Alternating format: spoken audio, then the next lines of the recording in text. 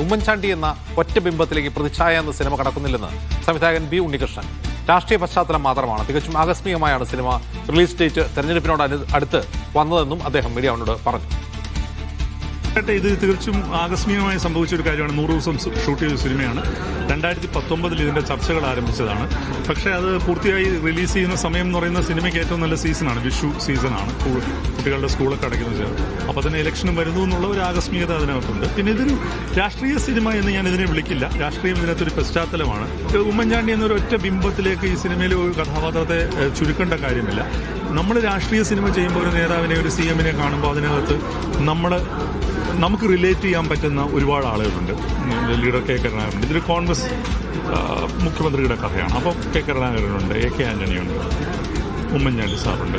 അപ്പോൾ അവരുടെ എല്ലാം ഷെയ്ഡ്സ് ഇതിനകത്തുണ്ടോ. പക്ഷെ അതിനൊക്കെ അപ്പുറം പോകുന്ന ഒരു ഫിക്ഷൻ എലിമെന്റ് ഇതിനകത്തുണ്ട്. ഇൻഡിവിജ്വാലിറ്റി ഈ കഥാപാത്രത്തിനുണ്ട്. അപ്പോൾ ഞാൻ നേരത്തെ പറഞ്ഞ പോലെ ഉമ്മൻചാണ്ടി സാറിന് 3 മക്കളാണ് ഉള്ളത്, 2 പെൺകുട്ടികളും ഒരു ആൺകുട്ടിയും. ഇതിനകത്ത് 2 ആൺകുട്ടികളാണ് ഇതിൽ CM-നുള്ളത്. കെ കരുണാകരനും അങ്ങനെയല്ലല്ലോ. അപ്പോൾ അതിൽ നിന്നൊക്കെ ഫിക്ഷൻ്റെ ഒരു എലിമെന്റ് ഇതിനകത്തുണ്ടെന്നുള്ളത് വളരെ വ്യക്തമായിട്ടുള്ള കാര്യം. സമാനതകൾ അങ്ങനെയില്ല.